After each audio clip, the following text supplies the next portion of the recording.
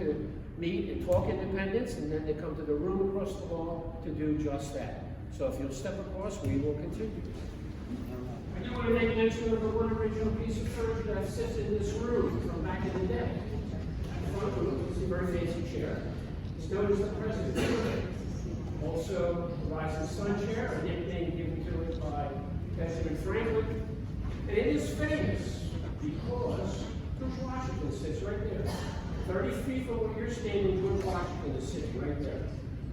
He's president of the Constitutional Convention, has the seat. He gets the best seat in the House. Now, the rest of the furniture is from that time period. This is all old stuff. The chairs, the candlestick holders, the ink, stands, the books. But George never saw any of this. We believe that during the war, when the British Army occupied Philadelphia, they just used all the furniture there for firewood. But we've done the research, and as I mentioned, this is a government building, so they always make inventory of what was in this building. So it did make it possible to research that and come up with what you're seeing. Now, when the delegates arrived here, they arranged themselves north to south. Now, that probably means the New England states are over this area. We have the middle Atlantic states, New York, New Jersey, and Pennsylvania down in here, and then probably finishing up with the southern states in the corner. Now, people who came here to talk independence were not all the same type of person. Yes, they were British subjects, but some were born in Ireland, some in Scotland, and England, of course, here too. And everybody had a different way of looking at their world around them, especially here in the colonies. It's hard work being in a colony. I mean, I've never been in a colony. I was born in the 20th century. So I'm used to a certain level of ease, you might say. But people who had to come here and do everything by hand, they had it tough. And everybody has a certain way of looking at their lives, too. The people of, say, New Hampshire did not live the same kind of life as the people of Georgia. Weather, geography, religion. They all play a role in the way people see their lives. So there had to be a lot of compromising going on in order to get to something and agree on something as momentous as independence. Now we know what happened. We look back, we know when people did what they said, they left the papers with their words on them, so we know what happened. But if you were living in Philadelphia, New York, or Boston in 1770, and somebody came up to you and said, what do you think? We'll talk George III? No. No matter what he says, we'll just say no. That's unbelievable. It's almost hard to believe that anybody could even think that way. Because don't forget, these people had never known any world in which you did not factor in a king. Now somebody's asking them to give that idea up. It's an amazing story. That's why the American Revolution is so important to world history. Not just the formation of the United States, world history. So when they began debate here in the spring of '76, on June 7th, Richard Henry Lee, he was a delegate from Virginia, he gets up and says out loud, basically, that these colonies should be free and independent states. Now he's putting treason out loud. Again, very brave move. Things are going on in this room that have never happened before.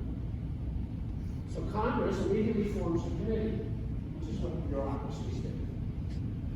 The Committee of Five, as they are known to history, are given the task of putting something on paper to explain why. If these resolutions are accepted, the world is going to want to know why. Certainly the King of England, George III, but also English family, King of France, they have subjects. Will this apply to them? This is a very important deal. So, Jefferson is the lead writer, and he begins and ends the Declaration with some nice, actual pieces of literature. When he ends the Declaration with, we pledge our lives, our fortunes, and our sacred honor, you get the feeling that this is serious business. Serious, mature men are taking on a pretty intense topic.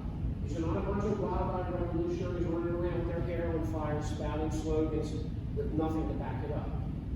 Serious people taking on serious topics. So after much debate, the vote is taken on July 2nd, independence passes. As far as the people in this room are concerned, they are no more connected. King George III, as you and I are connected to King Charles III. It's the same. No connection.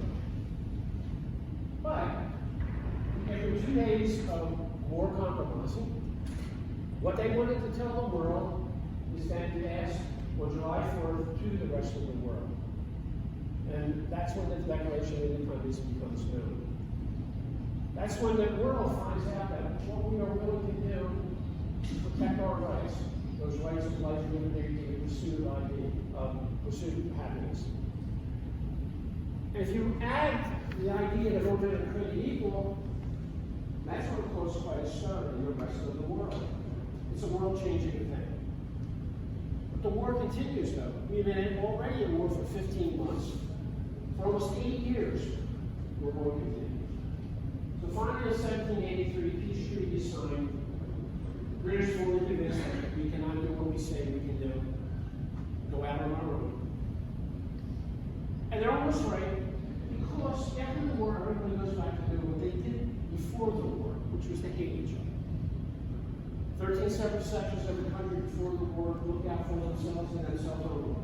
After the war, 13 separate sections of the country looked out for themselves and themselves only.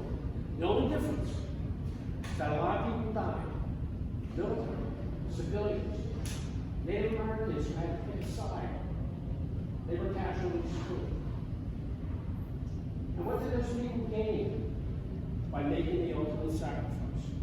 Apparently nothing. There was no United States. There was no nation, no unity, nothing. So what did they do? So people like James Madison, Alexander Hamilton call for another convention to try to save something that doesn't even exist, the nation. So in the spring and summer of 1787, the world changes again. Delegates arrive from all the different states, everybody comes except Rhode Island.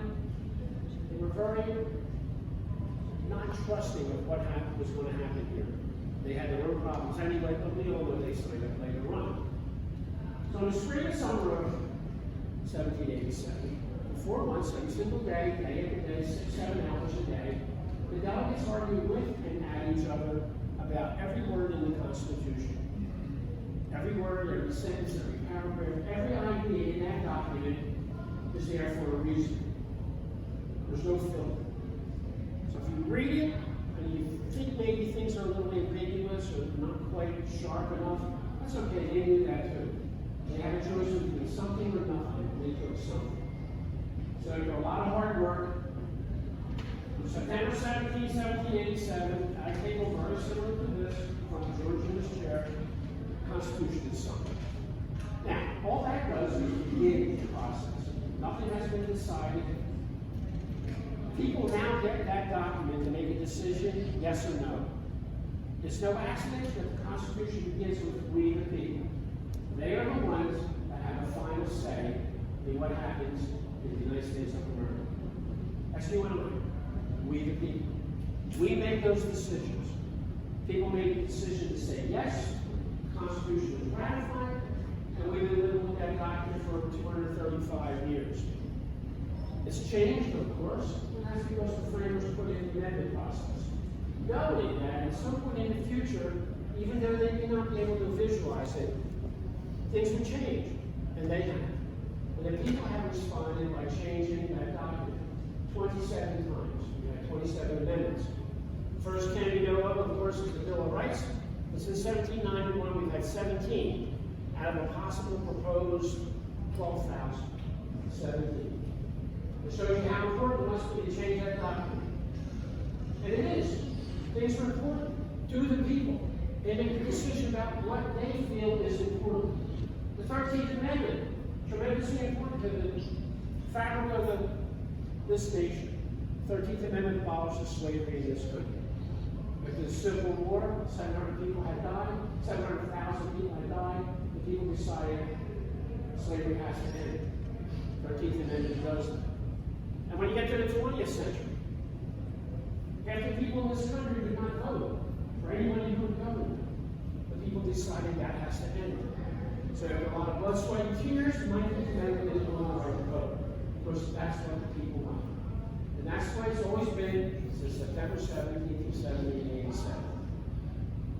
Good, bad, or indifferent, the people made that decision. I just want to say in conclusion, no matter what you have or would like to have, no matter who you are or would like to be, it all begins here inside this room. Even though it was over 2 centuries ago, you're connected to everything that went on here because you take it with you every single day when you get up and leave your house and go about your business. You're always connected to this room, what went on here, but most importantly, you are connected to each other, no matter what. It's always been the way to be. Thanks for coming. It's been my pleasure. If you have any questions, I'll be out in the hallway.